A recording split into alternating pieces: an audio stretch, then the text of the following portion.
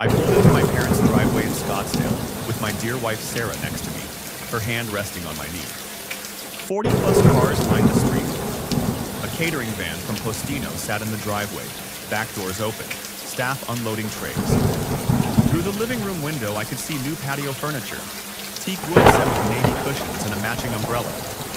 A photographer was unpacking equipment by the side gate. I did the math automatically. Catering for 40 people at $30 per plate minimum, $1,200. Patio set, $1,500 easy. Photographer, $500 starting rate. Open bar. I could see games set up in the backyard, another $600. Total, at least $3,800. Last Tuesday, I'd wired my parents $4,400 for what Dad called an urgent property tax situation. The county was threatening the lien, he'd said. Had to be paid immediately. I pulled out my phone and texted Dad. Party looks expensive. Property tax was urgent, remember? Sent. No response. You ready? Sarah asked. No, but let's go. We walked up the driveway. The front door opened before we reached it. Chase stood there, champagne flute already half empty, wearing a linen shirt that probably cost $120. He was 28 today, still living in Mom and Dad's basement. Marcus, didn't think you'd show. Corporate slave got time off? Happy birthday, Chase. Did you bring the Sony 85mm lens? The one I texted you about? I said no. He turned to his friend standing behind him. See, I told you. Mr. Six Figures can't spare $1,800 for family. Before I could respond, Mom appeared, wiping her hands on an apron. Marcus, Sarah, finally. Not a hug. Not a smile. The turkey is almost ready, but the gravy needs attention. You're so good at fixing things like that. Not. Thank you for coming. Not. So glad you're here, but you're useful. Where should we put the gift? I asked, holding up the card I'd brought. Oh, just anywhere. Kitchen counter, maybe. I really need you to check the oven thermometer. I think it's reading wrong. Sarah squeezed my hand. She felt it too. The function. The expectation that I'd arrived not as a guest, but as unpaid staff. I'll check it in a minute, I said. Let me say hi to people first. I walked past her toward the backyard instead. The party was in full swing. String lights hung overhead. The new patio furniture filled the seating area around a fire pit I didn't remember them having. A bartender in a black vest was mixing drinks at a local bar set. The photographer was shooting candids of Chase with his friends. I stood on the edge and inventoried everything. Buffet table, Italian catering, prosciutto-wrapped figs, caprese skewers, pasta stations. $30 per plate was conservative, probably $35. Times 40 guests, well $400. Patio furniture, I recognized the brand from a client project. That set retailed for $1,800 minimum. Bar, top shelf liquor. Grey Goose, Hendrix, Patron. Plus the hired bartender, $700 easy. Photographer.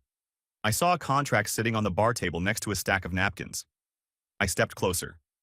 Invoice. Professional photography services. Amount, $650. Paid by Dennis Reed. Payment method, credit card ending in 4782. I knew that card. I was an authorized user on it. I'd been paying the monthly bills for 3 years. My jaw tightened. Across the patio, Dad stood with Aunt Carol and Uncle Bob, his arm around Chase's shoulders. He was animated, gesturing, laughing. Chase basked in it, grinning. Dennis, Chase's photography portfolio is incredible, Aunt Carol was saying. I saw it on Instagram. Such an eye for composition, Dad beamed. We're blessed. Not every parent gets an artist for a son. And Marcus, she asked, how's his computer thing? Dad glanced my direction, noticed me standing there. Oh, he's fine. Makes good money. Stable job. Does the tech stuff for Adobe. No warmth in his voice. No pride. Just acknowledgement that I existed and performed a function. I thought about my 30th birthday 3 years ago. Olive Garden. We'd split the check 3 ways. I'd paid $47 for my portion. Chase's 25th birthday that same year. Rented event space at a vineyard. DJ, 80 guests, open bar. I'd found out 6 months later that I'd funded it. Dad had called in February claiming they needed $4,200 for emergency roof repairs. The roof was fine. The party had happened in March. Uncle Mark broke away from me and walked over to me. Marcus, been a while. How's Adobe treating you? Good. Senior engineer now. His eyebrows went up. Senior? That's fantastic. Congratulations. He paused. Your dad mentioned that? Not that I've heard. Huh. Uncle Mark looked back at Dad, who was still talking about Chase. He spent 20 minutes telling me about Chase's Instagram following. 10,000 followers, apparently. We both looked at Chase. He was taking selfies with the birthday cake, phone held high, face tilted at the practiced angle of someone who'd done this 1,000 times.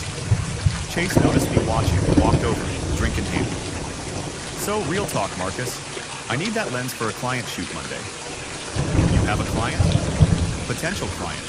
Music venue downtown wants promo shots, but I need the 85mm to look professional. Are they paying you? It's spec work for my portfolio, but if they like it, they'll hire me for the full campaign. So no, they're not paying you. His face tightened. God, you're such a corporate robot. Not everything is about money, Marcus. Some of us care about art, about creating something meaningful. Some of us pay rent, I said. Sarah appeared at my elbow. Dinner's being served, she said quickly, diffusing it. Everyone moved to the long tables set up in the backyard. Marcus and Sarah were seated at the far end, farthest from the head table. Chase sat at the center with Mom and Dad flanking him like royalty. Dad stood and tapped his champagne glass with a knife. The sound cut through the conversation. Everyone quieted. Everyone! Thank you so much for coming to celebrate my son Chase's 28th birthday. Applause. Hoots from Chase's friends. 28 years ago, Linda and I were blessed with a child who sees the world differently. Chase doesn't chase money or status. He chases beauty, art, meaning. Things that matter beyond a paycheck. More applause. I kept my face neutral. Not everyone understands the artist's path, Dad continued. It's difficult. It requires sacrifice. Not just from Chase, but from everyone who loves him and believes in his vision. My jaw locked. Linda and I are proud to support his journey, no matter what it costs, because some things are more important than money. I did the math in my head automatically. Gallery failure. $100,000 second mortgage they'd taken out in 2021. Monthly mortgage support, $500 for 36 months on $54,000. Car payments for Chase's Jeep, $380 monthly for 36 months, or $13,980. Emergency requests, conservative estimate $26,000 over 5 years. Total investment in Chase, $193,680. Total investment in me, $1,500 for textbooks freshman year, which I'd repaid in 2014. Uncle Bob, 3 drinks deep, shouted from the middle table, "What about Marcus? He's here too. Say something about your other son." Awkward silence rippled through the guests. Dad's smile tightened. "Marcus, come on up here. Say a few words about your brother." Trap. I knew it immediately. But 40 people were watching, waiting. Phones were ringing out. I stood, walked to the front of the head table. "Happy birthday, Chase. Hope 28 is good to you." I turned to walk back. Dad's hand clamped onto my shoulder. Stopped me. Hang on. While you're up here." He turned to face the crowd, keeping his hand on my shoulder like I was a prop. "Marcus here is our practical son. He's the one who makes sure things get done. The reliable one. The one who keeps the lights on, if you know what I mean." Scattered, uncomfortable laughter. My face went cold. "Stone, can we talk inside for a minute?" I said quietly. Dad waved his hand dismissively. "Later, son. We're celebrating." "About the property tax payment I made Tuesday." The laughter faded. Guests leaned forward. Dad's face darkened. "Not now. Or the mortgage payment I've been covering since 2021. Chase stood up. "Dude, what the heck? It's my birthday." Mom rushed over from her seat. "Marcus, please, this isn't appropriate." "When is appropriate, Mom? When you text me at midnight with another fake emergency?" Phones were definitely out now. Recording. I could see the little red dots. Dad's voice went loud. Inside, now! He grabbed my arm and pulled me toward the house. Mom and Chase followed. The kitchen door slammed behind us. Dad spun around, finger pointed at my chest. How dare you embarrass me in front of my entire family? Embarrass you? You just told 40 people my purpose in this family is to fund Chase's lifestyle. Because it is your purpose. You want the truth? Fine. Here's the truth. He stepped closer. I could smell the scotch on his breath. You and Chase are built differently, Marcus. You're logical, practical, unemotional. You don't need support. You just execute. You handle things. That's who you are. And Chase? Chase is an artist. He's sensitive. He needs nurturing, financial backing, time to explore his gifts without the stress of bills and rent and all the mundane nonsense that crushes creativity. On my money. On family money. We're a family, Marcus. Your success supports his creativity. That's how families work. Say that again. Dad didn't hesitate. Your job is to work. His job is to create. That's how this family functions. It's balanced. I pulled out my phone, opened the Notes app, and started typing. What are you doing? Mom asked. Documenting this conversation for my records. You're making a scene over nothing, Dad said. We asked you for help. That's what family does. We help each other. I looked up from my phone. How much help have you given me? We raised you. I paid my own college. $67,000 in student loans. Paid them off by 2018. I bought my own car. I pay my own rent. You gave Chase a brand new Hyundai for high school graduation. You paid his art school deposit. You took out a $100,000 mortgage to open him a gallery that failed in 11 months. He needed those things, Mom started. And I didn't? Silence. Just the hum of the refrigerator. Dad's face went purple. Listen to me, Marcus. You exist to pay his dreams. That's your role in this family. You make the money. Chase makes the art. We facilitate both. That's the system. The words hung in the air. You exist to pay his dreams. And if I don't like the system? I asked. Dad pointed to the door. Then there's the door. Leave. Mom gasped. Dennis! No. Dad's voice was steel. If he wants to play martyr, if he wants to hold his success over us like we're charity cases, he can get out. Chase crossed his arms. Honestly? Yeah. If you're gonna throw money in our faces every time we ask for help, just go. I looked at all three of them. Mom with tears starting.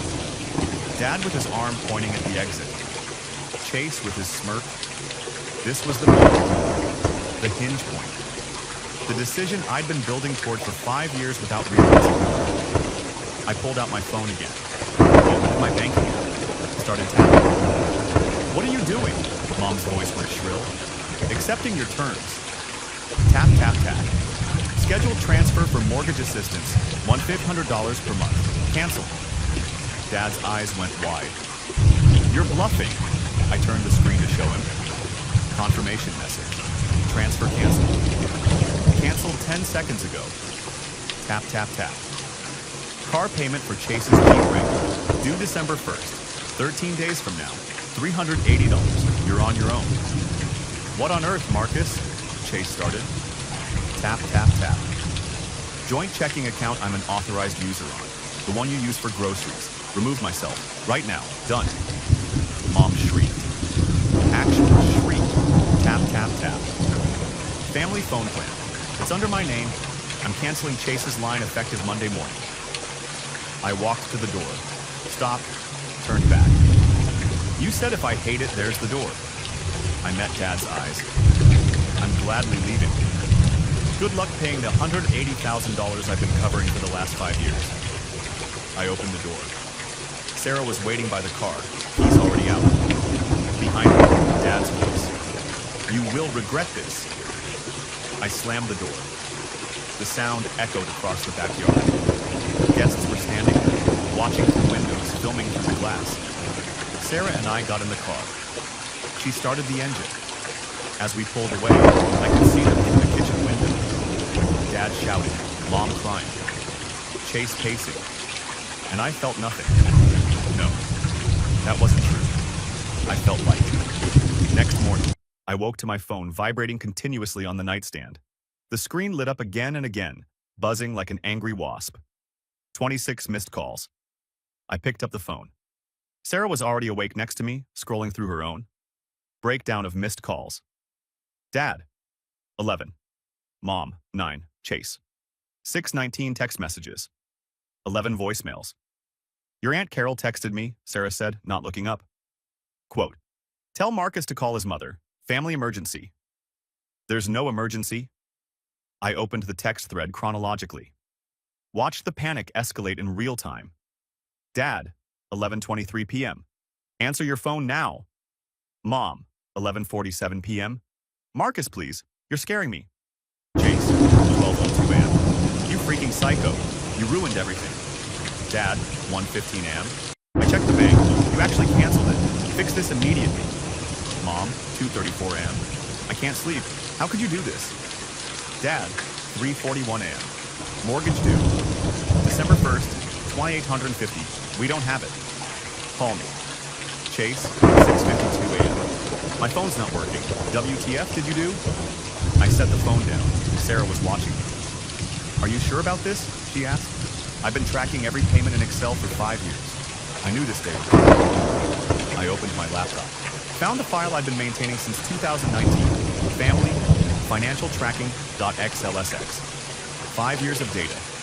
Every transfer, every fake emergency, every just this once request that became permanent. Gallery bailout, $100,000. Monthly mortgage support, $54,000. 36 months at 500. Car payments for Chase's Jeep, $13,980. 36 months at 380. Emergency requests, $12,767. Total, $184 home. I exported the entire spreadsheet to PDF. Read Family Receipts 2019-2024 PDF. Saved it to my desktop. My phone rang. Dad called. I declined. Immediately rang again. Mom called. Declined. Text notification. Chase. At least let me explain. Call me. I blocked the number. Then blocked Chase's Instagram, his Facebook, his email. Sarah got up and made coffee, handed me a mug. Let them panic, I said. She nodded. By 11:15 a.m., the family group chat was exploding. The chat was called Read Family Updates. 52 members. Aunts, uncles, cousins, second cousins, everyone. I scrolled through the messages that had piled up while I'd been ignoring my phone. Mom posted 9:23 a.m. Please keep our family in your prayers during this difficult time. We're facing a serious financial crisis due to unexpected circumstances. Aunt Carol. Oh no, what happened? Mom. I'd rather not discuss publicly, but we may lose our home. 10 comments in rapid succession. All variations of praying for you, and how can we help? I'm so sorry, Linda. She was baiting sympathy, building the narrative. Mom posted 10:47 a.m.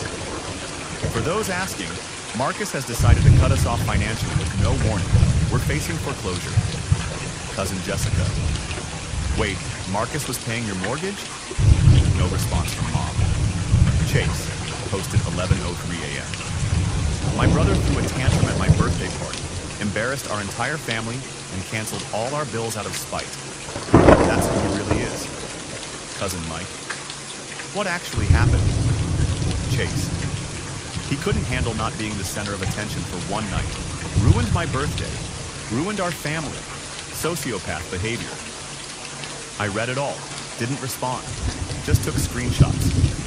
One after another. Saved them to a folder labeled Family Lies.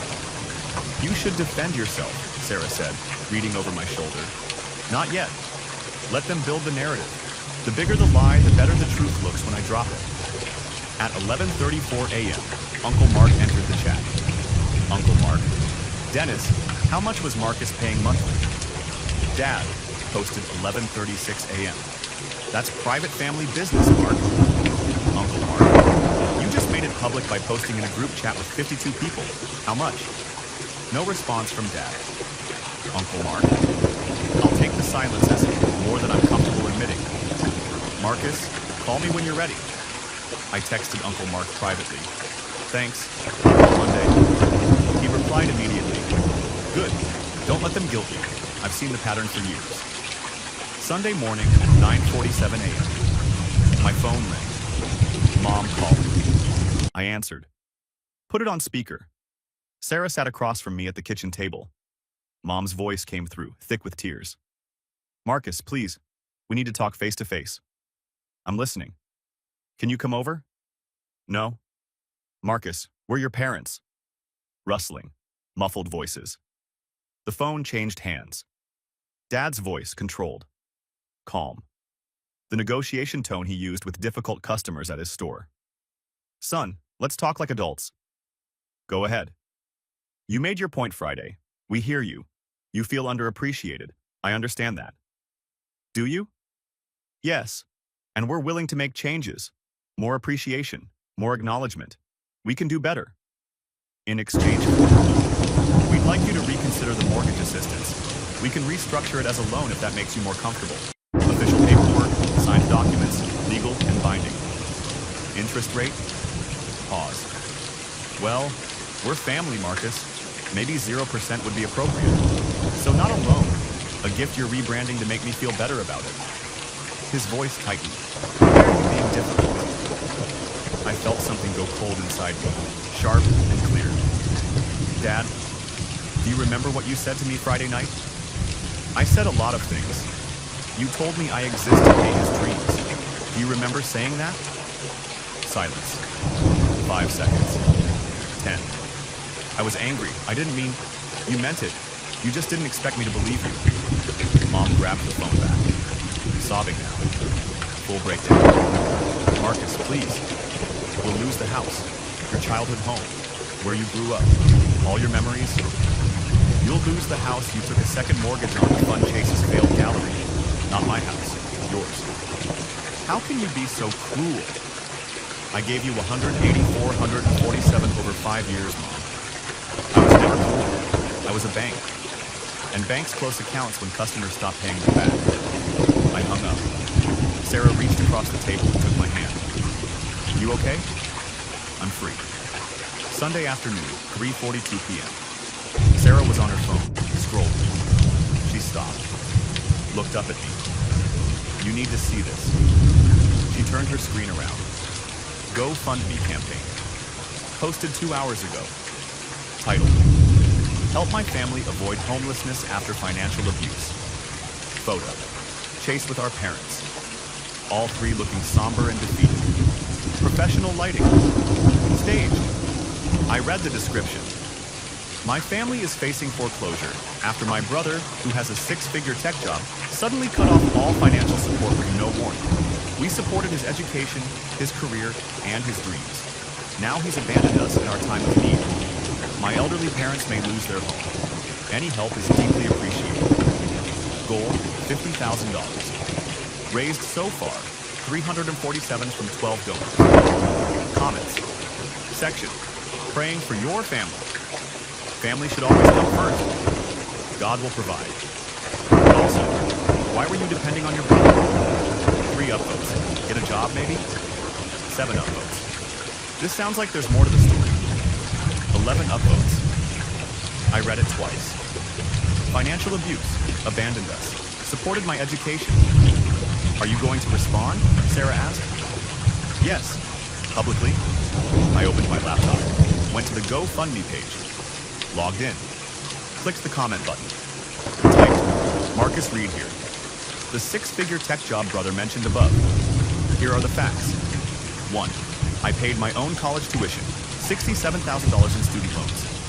Repaid in full by 2018. 2. I have given my parents $184,147 over the last 5 years. I have receipts for every transaction. 3. That $50,000 you're asking strangers to donate? I already gave my parents $100,000 for a gallery that closed in 11 months due to mismanagement. 4. At my brother's 28th birthday party, my father told me, quote, you exist to pay his dreams. 5. I am not abandoning anyone. I am simply stopping voluntary donations. Chase, get a job. You're 28 years old. Posted. I refreshed the page. My comment appeared at the top. Within 10 minutes, 47 upvotes on my comment. 89 new comments on the campaign, most asking Chase to explain. Multiple people demanding receipts from Chase to prove his story. At 4:03 p.m., the entire GoFundMe campaign was deleted. Gone, like it never existed. But I had screenshots. Monday morning, 8:15 a.m. I was making breakfast when my phone rang. Uncle, I answered. I talked to your dad for 2 hours yesterday, Mark said without preamble. And? He's drowning, Mark. Second mortgage balance is still $98,000. Monthly payment on that loan alone is $1,450. Combined with the original mortgage, they're paying $2,050 every month on a fixed income of $3,400. I know, I've been covering the difference. For how long? 3 years of consistent monthly payments. Before that, sporadic emergency requests. Total over 5 years, $180,447. Uncle Mark whistled, long and low. Jesus Christ, and they're mad at you? Apparently. Your dad asked me to lend them money yesterday. Straight up asked for $5,000 to get through the next 2 months. What did you say? I said no. Told him to sell the house and downsize to something they can actually afford. Pause. You did the right thing, kid. The hardest thing you'll ever do. But the right thing. My throat tightened. Doesn't feel right. Because you love them. But love doesn't mean being their ATM forever. Love doesn't mean sacrificing your future for their bad decisions. I didn't respond. Couldn't. Call me if you need anything, Mark said. I mean it. Thanks. He hung up. Sarah came into the kitchen, put her arms around me from behind. You okay? I looked at my phone. No new missed calls, no new texts. The siege had stopped. Yeah, I said. I think I am. Back at work. I set my phone on Do Not Disturb, but the notification badges kept climbing. 47 unread messages, 12 missed calls. Email from Dad at 7:42 a.m. Subject line, urgent, bank situation. Marcus, the bank called. Mortgage payment due tomorrow, 11/22, 2,850. Without it, we get 30-day foreclosure notice. Please reconsider. I archived it, didn't respond. Tuesday morning, mortgage due date. Text from Mom at 9:15 a.m. The payment bounced. They're charging a $75 late fee. Please, Marcus. I typed 3 different responses. Deleted all 3. Finally sent, Mom, I'm not paying. Figure it out. 3 hours later, text from Dad. We withdrew from savings. Payment made this month. But we can't sustain this. Then sell the house, I replied. You'd let us be homeless? You'd have sale proceeds. Buy something smaller. You won't be homeless. No response after that. Wednesday afternoon, email from Progressive Insurance. Auto policy for Jeep Wrangler.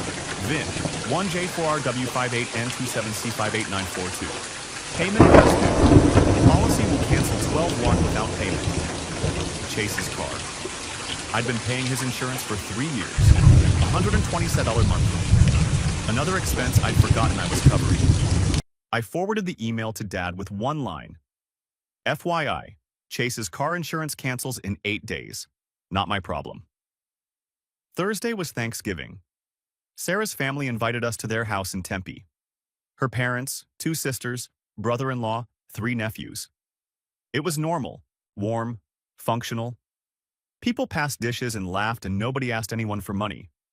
Sarah's mom asked me halfway through dinner, "How's your family, Marcus?"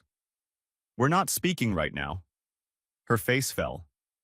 "Oh no, what happened?" "I stopped funding my brother's life. They didn't take it well." Sarah's dad looked up from carving the turkey. "Good for you, son. Boundaries are healthy. Family doesn't mean being a doormat." I realized I'd never heard that before. The idea that saying no to family was allowed. Expected. Friday morning, text from Chase. New number. My phone got shut off. "Did you actually cancel my line?" "Yes." "How am I supposed to do work?" "Pay for your own phone." "I can't afford it." "Get a job." "Piss off." Blocked the new number. Monday, November 28th. Call from cousin Jessica at lunch. I almost didn't answer. Hey Marcus, I wanted to apologize. 4. Believing your mom's story without asking for yours. I saw your GoFundMe comment. Is that all true? $180,000? Yes, I have receipts if you want to see them. Jesus, I had no idea. Long pause. Your dad called me yesterday, asked if I could lend him $5,000, quote, just until Chase gets on his feet. What did you say? I said no. I have 3 kids and a mortgage, but he made me feel guilty about it, like I was abandoning family. That's his specialty. He's calling everyone, Marcus, Aunt Carol, Uncle Bob, even my mom. He's going down the entire family tree asking for money. The family was fracturing. I could feel it through the phone. Tuesday, email from Aunt Carol. Marcus, I'm disappointed in you. Your parents are suffering and you're being vindictive. This is not how family acts. I read it twice, didn't respond. 10 minutes later, Uncle Mark replied, all. Carol, Dennis asked Marcus for money for 5 years and got $180,000. Now Dennis is asking US for money. When does it end? The problem isn't Marcus. Aunt Carol removed herself from the email chain. Wednesday evening, Sarah showed me her phone. Mom's Facebook post, public. When your own child turns their back on you in your darkest hour, you learn who you really raised. Praying for peace. 47 comments. Mix of support, confusion, and people asking what actually happened. Should I respond? I asked Sarah. Do you want to? I want this over. Then let it pass. People who matter know the truth. Thursday afternoon, text from Chase. Another new number. Dad sold his truck today. His 2019 F-150. Got 18K. He's driving a 2004 Camry now. Did he sell it to make the mortgage payment? Yes, because you won't help. He could sell the house instead. And live where? Apartment, condo, anywhere cheaper, like normal people do when they can't afford their current place. You're a heartless piece of crap. You're 28 with no job. Blocked the 3rd number.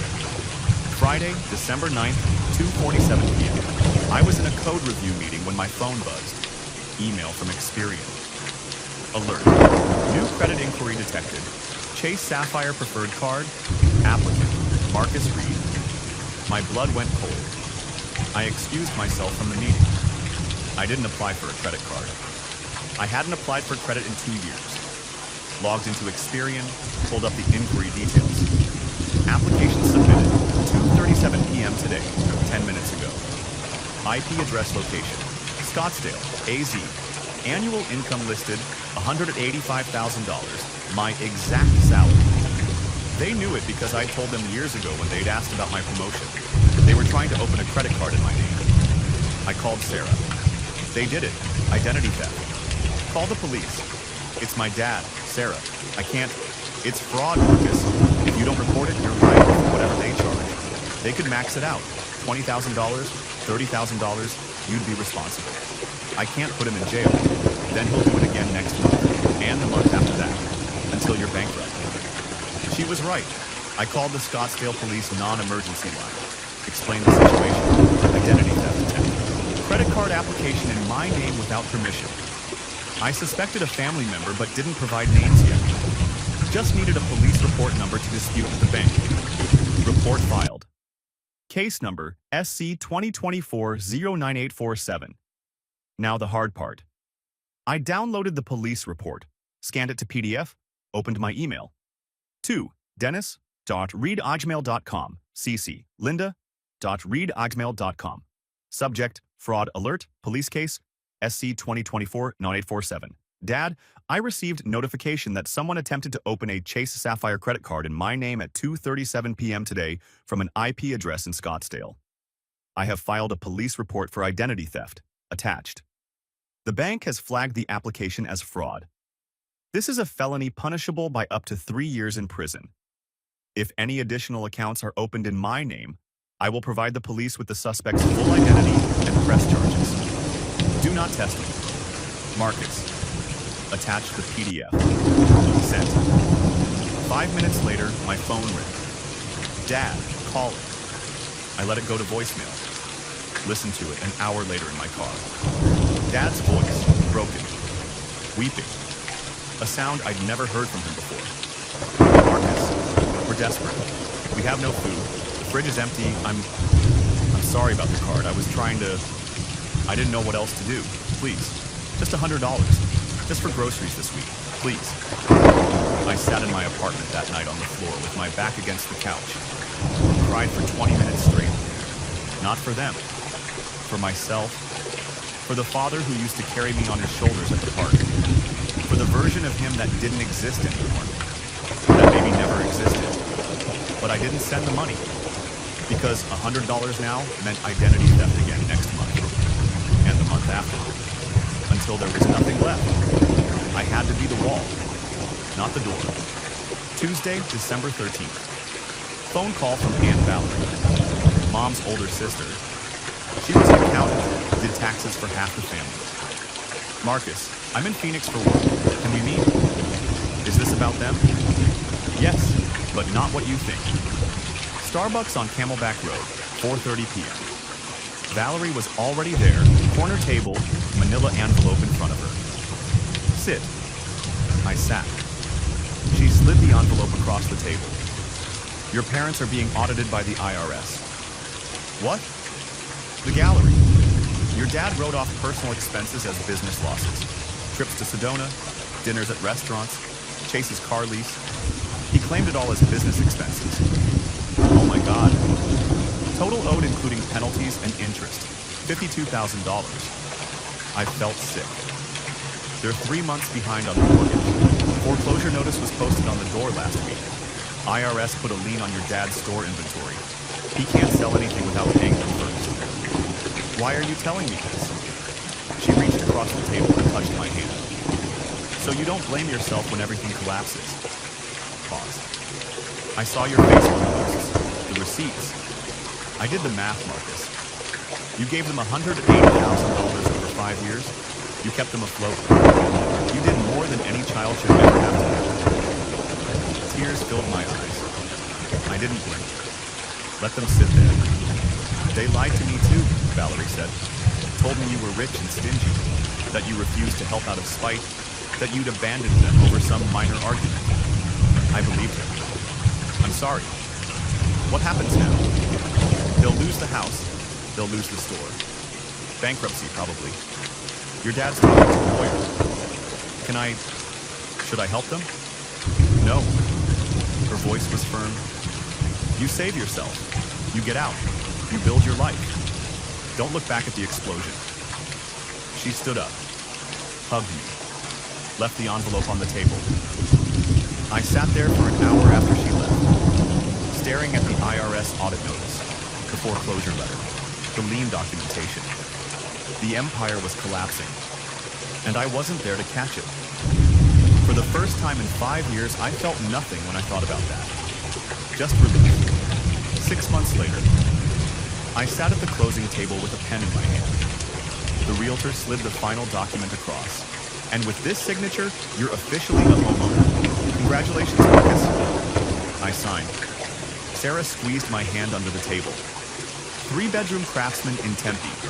$445,000. 20% down payment. $89,000 I'd saved over the last 18 months. Zero help from anyone. We walked out to the front porch. The house had good bones, original hardwood floors, built-in bookshelves, a backyard with a lemon tree.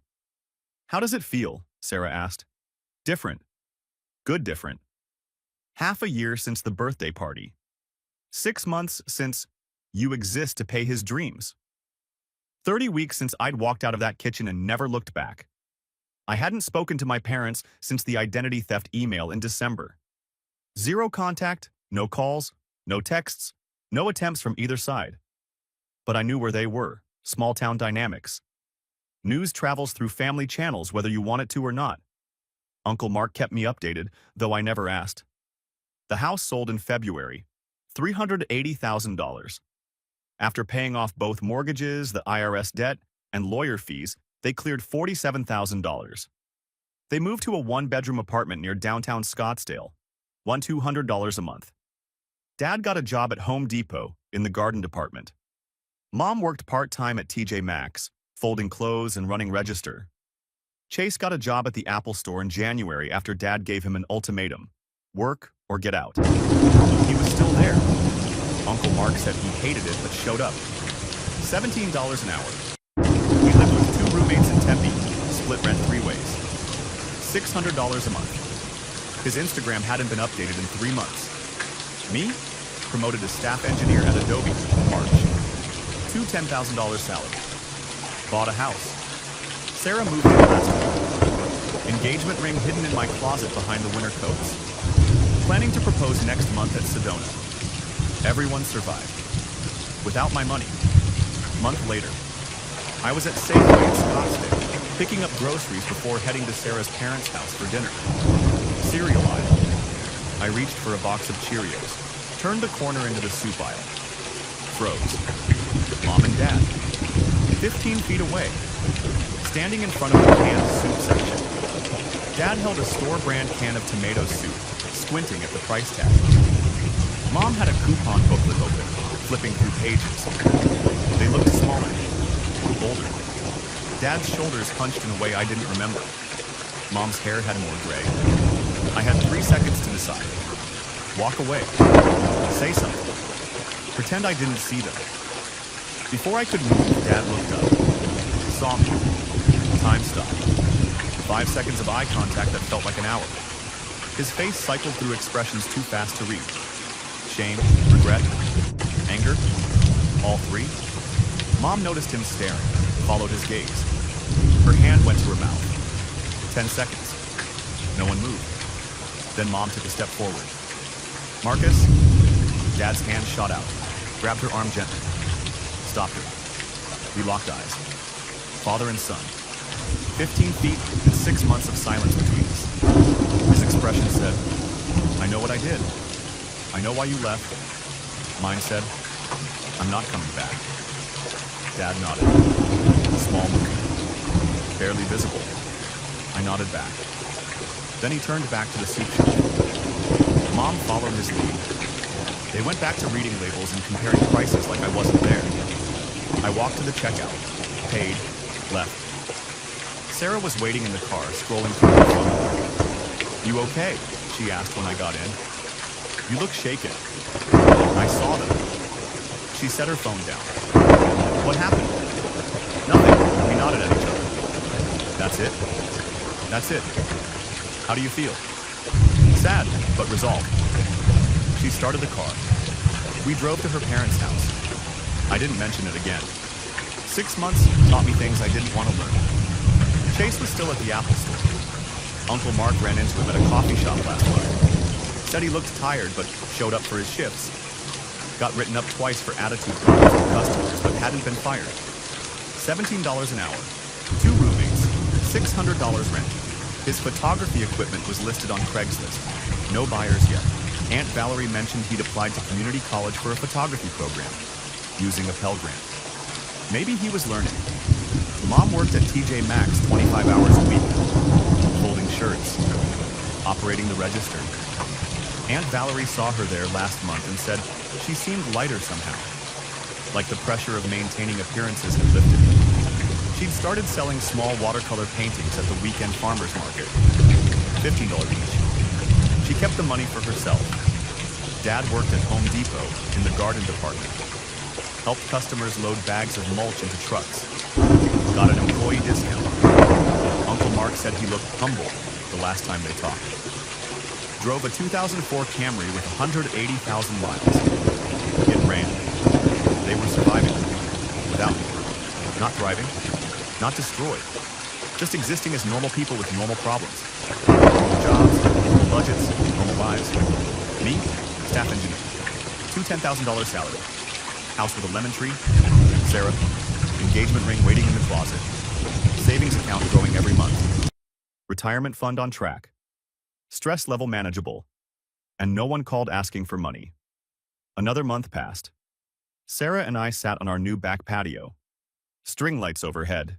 2 glasses of wine on the table between us. Do you regret it? She asked. Sometimes. Late at night I think about holidays we won't share. Grandkids they won't meet if we have them. But, but then I remember what he said. You exist to pay his dreams. That still hurts. It does. But it was honest. For the first time, he told me exactly what my role was. And I had a choice. Accept it or reject it. You rejected it. I chose myself. We sat in silence for a minute. The string lights reflected in her wine glass. They're learning to survive without me, I said. Dad's working. Mom's working. Chase is working. That's not destruction. That's growth. 30 years late, but still growth. Do you think you'll ever reconcile?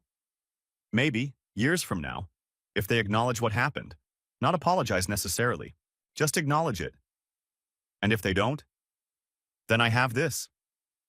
I gestured to the house, to her, to the backyard with the lemon tree. I built this, with my money, my work, my choices. No one can tell me I exist for someone else's dreams. Sarah smiled, reached across and took my hand. Because I'm living my own. The string lights glowed overhead. The lemon tree rustled in the breeze. Somewhere in the distance, a dog barked. And for the first time in 5 years, I felt like I could breathe.